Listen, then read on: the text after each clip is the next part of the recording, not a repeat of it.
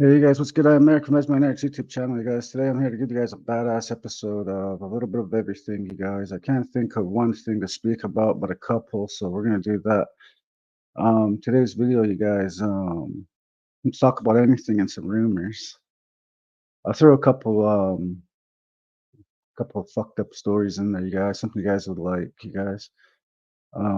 First off, I want to talk about the bundle holders, you guys. We'll talk about the bundle holders, and I have like three important subjects today. So before you guys begin, I'm gonna need you guys to do three important things for me. I'm gonna need you guys to like, subscribe, comment, and follow. I appreciate it, you guys. Much love, especially for the last month.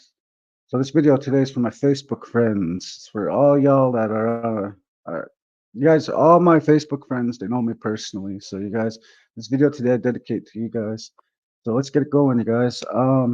Anyone here a bundle holder or pipe thunder pipe holder? No, I don't know what the fuck they're called. But anyways, are you guys a bundle holder? I got two things to say about it. Well, a few things to say about it, hey. Um, the people who hold them and what it used to be like back in the day. I'll start off with that, how it used to be back in the day, and then we'll go on into the fuckery. Okay, so you guys, back in the day, my grandma broke her hip right here on this side. She broke her hip. She fell while she was cleaning up, and Clayton ran up to the house to get us. He said, "Grandma's hurt. Grandma's hurt." So we ran down there. Went to go attend Grandma. Grandma broke her hip. Grandma broke her hip. She said, "Phone the ambulance." So I phoned the ambulance, and we phoned them, and the ambulance showed up. And then she told me, I told her, "I'm gonna come with you." And I jumped in with her, but she let me out halfway by Carlin's Hill, right by Carlin and Violet's house. They pulled all the way up there, and my grandma stopped and said, "Eric, you better just go back and watch that bundle because no one's there. What if someone steals it?" So I jumped off and I ran back to the house. And by the time I got to the house, I could hear crying, wailing, like a little baby wailing. And it was the bundle that was crying. It kind of tripped me out. I was like, "Holy shit, these things talk, hey? There's like a spirit in them or something." See, so guys, I know that. 100% I know that. My grandma said, "Go back and watch the baby." So the baby was crying when I got back. It kind of tripped me out, you guys. It tripped me out to the point where I stepped outside of the house. I didn't leave it. I just stepped out. I was like, "Oh, I got to get your composure. If you see something that's like, like, like a ghost, anybody will hesitate." So I hesitated. My grandma joined in '99, 2000, and in that year, my grandma lost her sons, Gerald and Jerry.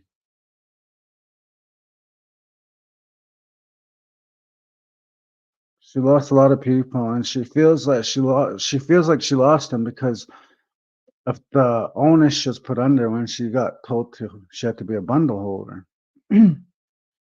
Okay, my grandma told us not to join the bundle after that. She said it was bad. She said Matzigat.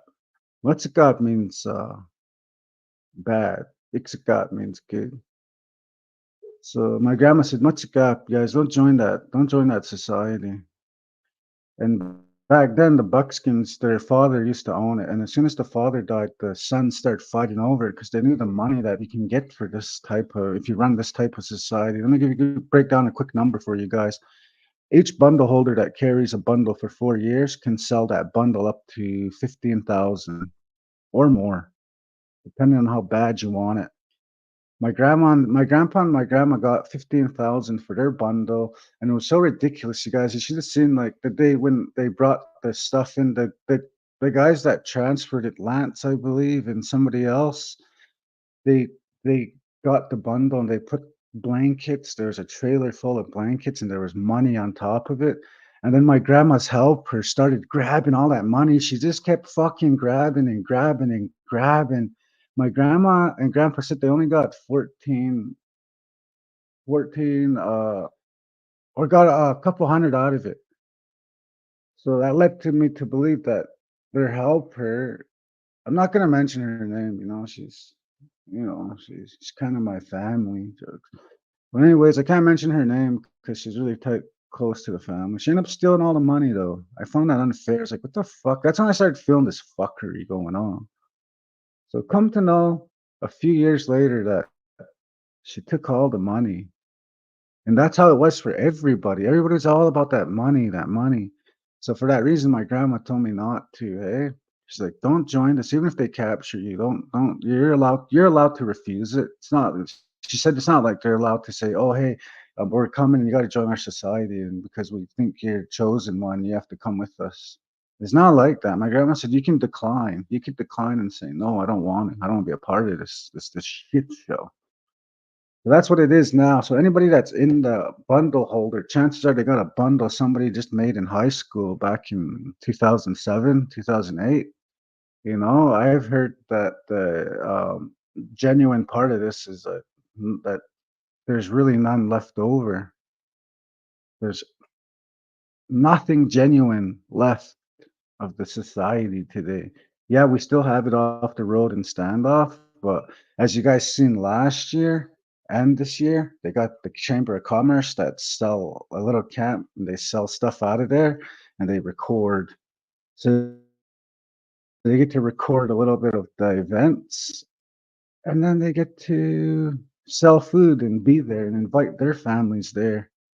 So there's a lot of white people there. And then I get a lot of the families too. A lot of the guys that married into the white white people are the ones that are mainly joining the society. So I don't know. I kind of feel like fucked up because the only time I remember this was when Mr. Soup and Mrs. Soup were in the society together. And Mr. Soup was married to Miss Soup. They had a bunch of kids. Everybody knows their kids. They're half Treaty 7. Um, that was all right because we knew that was his wife, hey. But nowadays you got like couples. Like even men bringing their white boyfriends into the society. That's fucking crazy, you guys. I can't believe it. Hence the second, my second relevancy to this story is um, the people that are so holy. I guess they're two spirited. Okay, imagine this, you guys. This is just a scenario. I can't say that word on here, but I'm just gonna say the FAG are in the society, and can you picture this, you guys? You're minding your own business, and then you see your extra holy two-spirited partner over there that has a little bit of a fucking mark or kind of cold sorish type on their lip, and they come kiss you in the face. Like, what the fuck, man? And you have to kiss them back because I guess that's just the way the society runs things.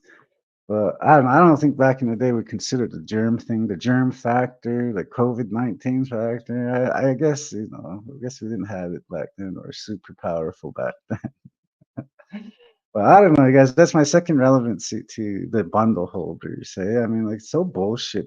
I see these bundle holders today. They cheating on their husbands, like cheating on their wives, like fucking being sickos.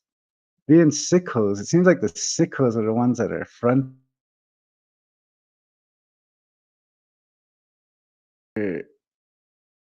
Oh, guys, this is fucked up, you guys. It's fucked up. And today's society, the bundle holders are just a generation of bad people that are just like trying to phase up what they did back in the day. Like this other guy that killed this girl on the road and didn't even fucking like apologize to the family. He's been bravado about it. But apparently, he's a bundle holder now. Hey, he's playing with the big boys now, I guess.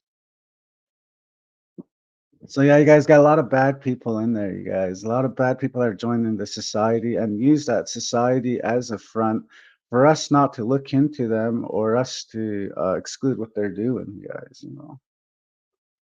So you guys, that's my take. That's my take on the bundle. I hope you enjoyed that part. I'm gonna do about 3 topics in this video, so don't worry, it's not quite over yet, you guys. We still got a couple more topics to dive into. We're gonna swan dive into. Uh, so yeah, you guys. What's another subject that's been really been making me feel like, oh, the rumors, you guys, Cardston. Okay, you guys, Cardston. I'm gonna do the difference between Stanoff and Moses Lake. You guys don't worry about it. I'll get to that. Just give me a second here. Because I'm gonna do another video on that. So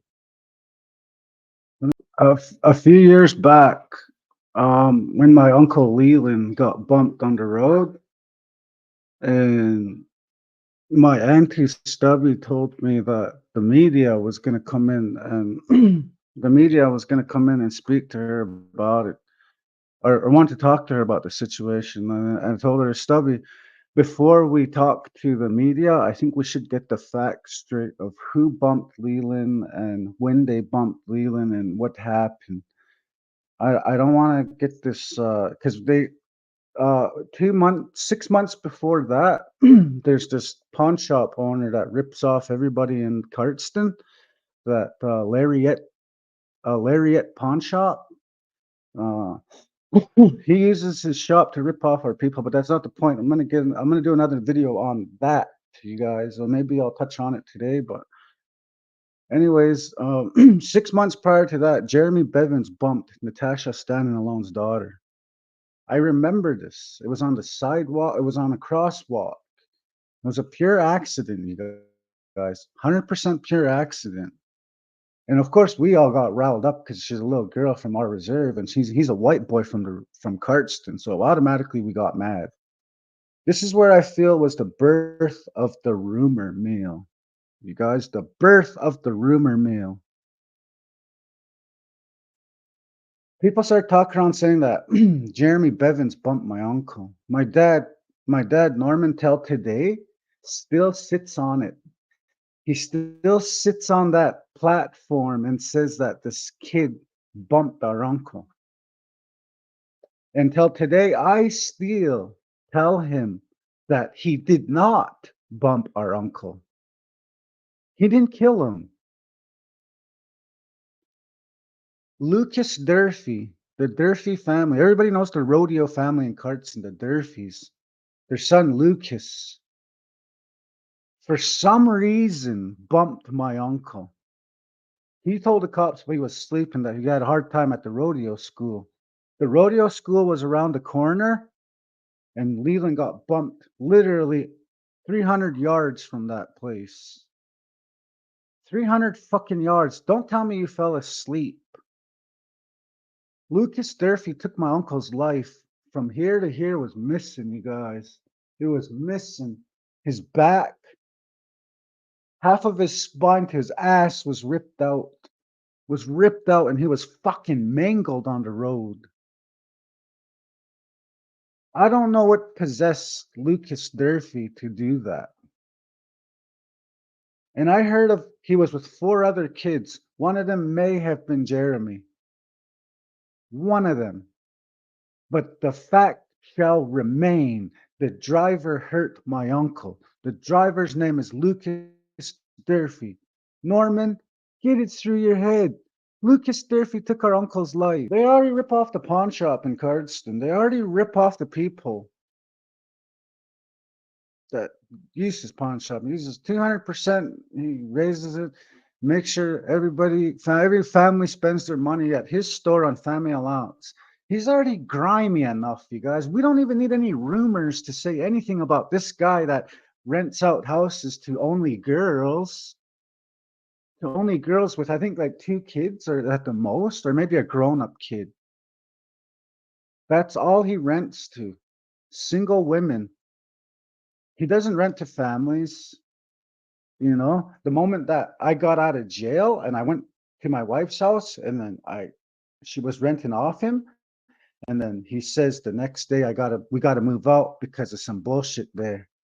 when his cousin named Jason Bevins. That's why today I really hate that fat fuck, Jason Bevins. I don't know if you guys know Jason Bevins. A few of the girls know him from high school because they used to really use him for homework. I remember Carla. I remember Deanna. I remember all those girls using him. Uh, yeah, so you guys know this fat fuck Jason Bevins.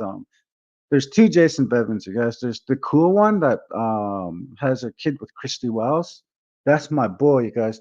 Jason Heimbull, or I think they go by Foxes, or I think they're Heimbulls. That's my boy, you guys. Just much love to you, Jason. I'm not talking about white. I'm not talking about Jeremy's cousin, you know. Well, I'm not talking about two of you because I know I'm cool with Jason. I got much love for Jason. Um, he's half from us. He's half Kainai, so yeah, he's cool because you guys, there's two Jasons and Cardston, especially the ones that are watching my video that really know about Cardston, they know what I'm talking about. So, anyways, you guys, the rumor mill started there.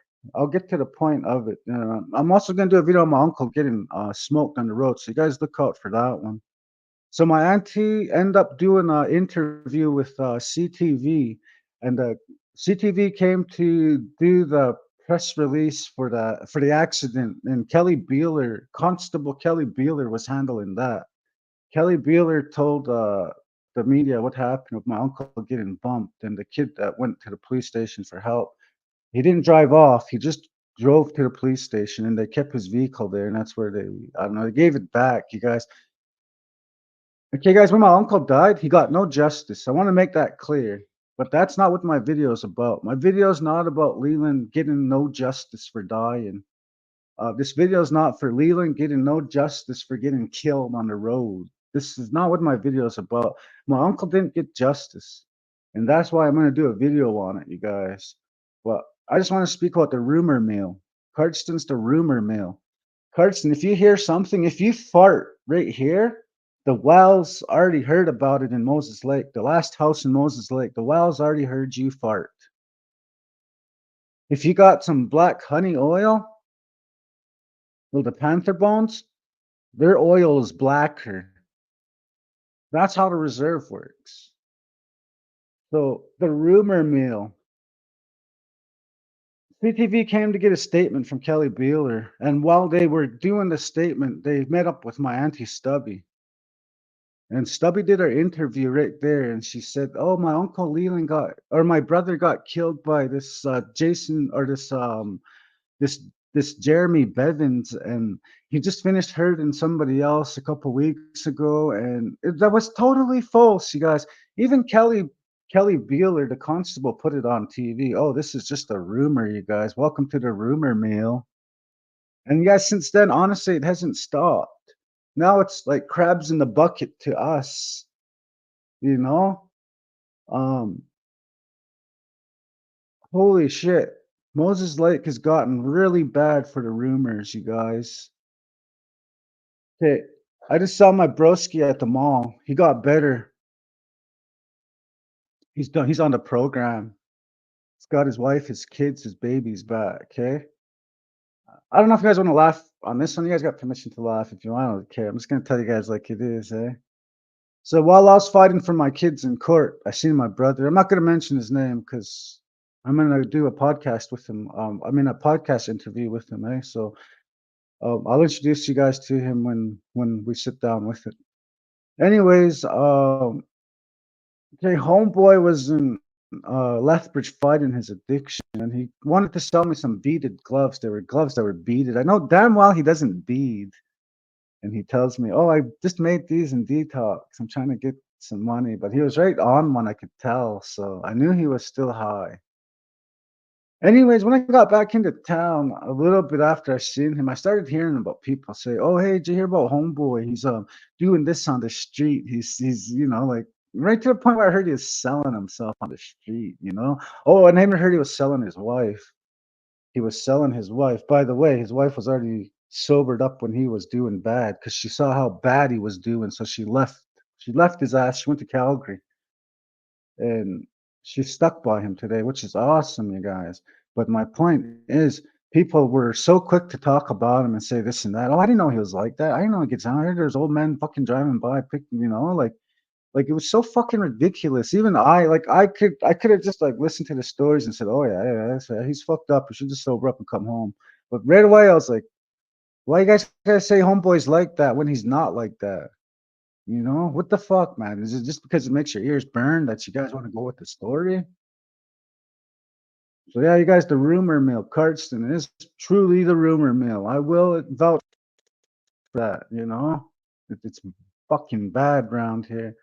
So you guys, we're gonna wrap this video up here with the last. I always save the best for the last, you guys. And we're gonna do the difference again between Standoff and Moses. I just find it hilarious, you guys. I find it fucking hilarious because here in Moses Lake, if you don't help your wife out with the diapers, you better be doing something. You better be working. You better be fucking working on something, you know. If you don't help out in Moses Lake with your baby, my grandma told me this. You're a piece of shit. You're a piece of shit if you don't want to help raise your child. You're a piece of shit if you don't want. You don't need that help. Like, it takes two to tango, mommy and daddy. And if you don't want the other person to be there, that's fine. But around here in Moses Lake, it's a lot different. It's a lot more difficult than that. That's where a fight comes in. You know, I'm taking your ass to court. And then war happens after that. Then you're fighting the whole fucking family after that. You know, standoff, you guys. I heard you didn't even have to fucking change the diaper. In fact, I heard through my cousin Andy and his grandma. His grandma told him that he didn't have to change the daughter's diaper because she was a girl. I mean, what the fuck is that? First off, what are you even thinking like that for? I mean, that's like that saying, go and try fix something that's not broke. You don't have to do the dishes because apparently if you do dishes, that's the women's job. So you don't have to do the dishes, you don't have to change the diapers, and then you don't have to work. Because you get like, because you got land and you get 3,000 a month or 3,000 every 3 months. Wow, yeah, standoff is different, you guys. You know, there's so much differences between us here and us there. Here's another example, you guys. When I was at my mom's house in standoff, okay, I was doing the beans. Yeah, I was doing the beans and oh no, perks. I was doing just perks back then, perks and like the OTC drugs and over the counter. By over the counter, I mean acetaminophen, Gravol. I was doing all that, and when I moved to standoff, there was rancor shit going on there. That's where the beans were. That's where the beans came from. They didn't come from me and my dad bringing the crease down. It came from standoff and Brock,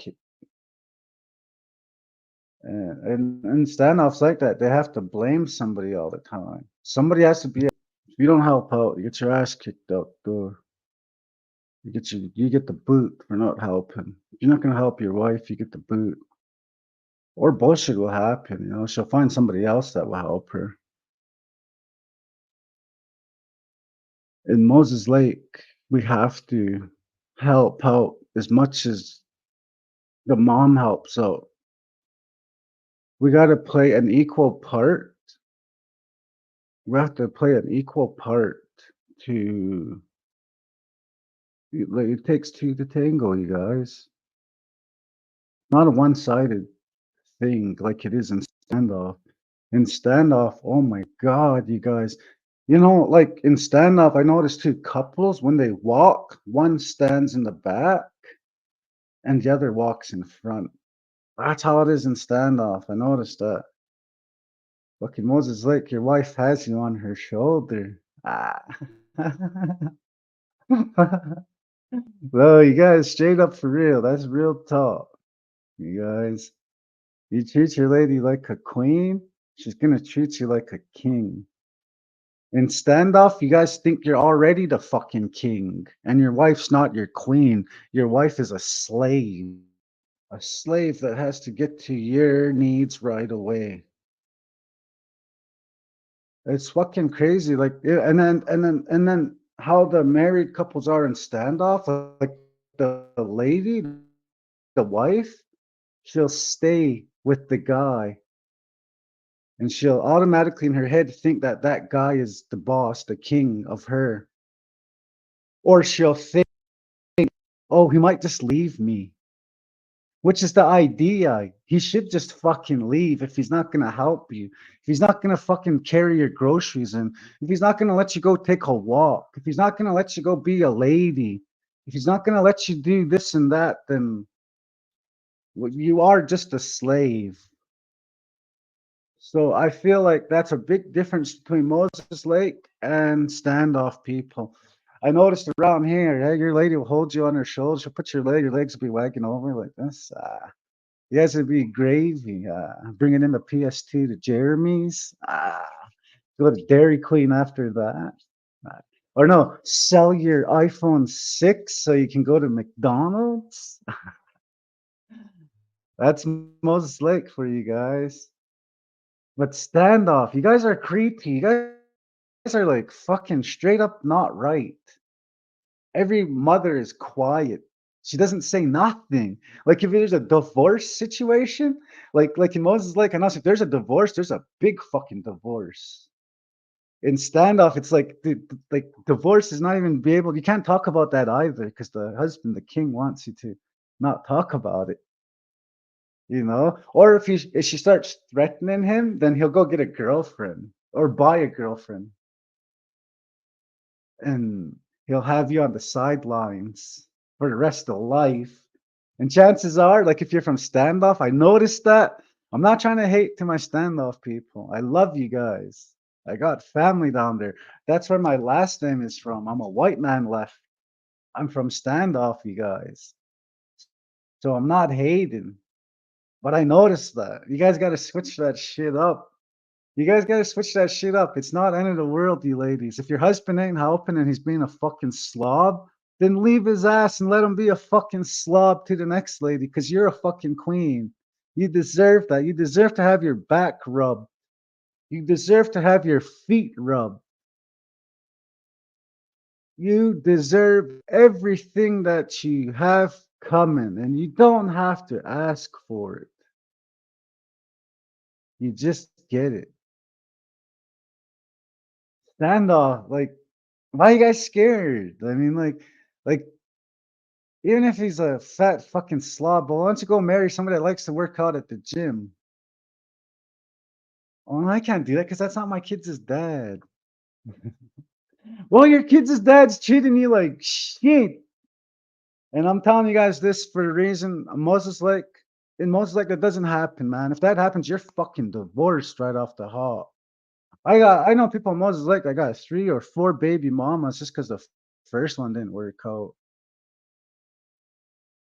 And do I condone that? No, I don't. Because if we are, I truly believe if we're not happy, we have to go and get happy. It's like if you're not happy, don't avoid the situation and then stay unhappy for the rest of your life. No, be happy. Go be free. You're no slave. This one goes a lot to a lot of the ladies on the reserve. This part is for you guys. And you guys, I have 3 older kids, and I was in a pickle, and I was in a bind, and I wasn't gonna stay there, and I wasn't just gonna live that life. Oh yes, yeah, you can go on the weekend, go cheat on the weekend, and when you come back, when I beat you up, then you could charge me. I mean, you guys get this. I'm gonna tell you guys, I don't air out my laundry, but I want to tell you guys, give you guys an example. I was in an unhappy relationship, and she came back with hickeys right here. Her dad dropped her off because my girl needed diapers, and then holy crap, you guys, she looked like this, and I seen those hickeys right here. Oh, that broke my heart, you guys. I was like, whoa, just to get that feeling. But when that feeling happens, that's when you know a breakup is coming. That's what that feeling is for Moses Lake. Or get beat up. I'm not gonna lie, you guys. I kind of got riled up here, and then. But do you blame me? My wife just went out for a weekend, and she came back with a bunch of fucking hickeys. That's the stuff that's gonna happen. And when that stuff happens, that's a divorce. It's a divorce. You leave. If you're unhappy, you leave. If you're unhappy, you get the fuck away from the family as fast as possible. And you go find your happiness. And you be happy. That's my advice for the different, or for women in standoff to the women in Moses Lake. The women in Moses Lake don't got to really worry about themselves. I noticed that they handle this shit. They're like, fuck no, man. This guy doesn't even change diapers. This guy doesn't even fucking cook for me. This guy doesn't even bring our kids for a walk. This guy doesn't even buy our kids stuff. This guy doesn't even do anything for our kids. And for that reason, you got to go. But in standoff, you get to stay. That's another difference right there. In standoff, you get to stay. You get to treat your wife as bad as you want in standoff. I know the standoff couples, the Moses Lake couples. That's fucking crazy. Well, you guys, I'm out skis if you enjoyed it, because I know you did. Check out this one. Check out this one. Because either or, they're both sick ass videos. Sicker than this one. So you guys make sure and check it out. Peace out.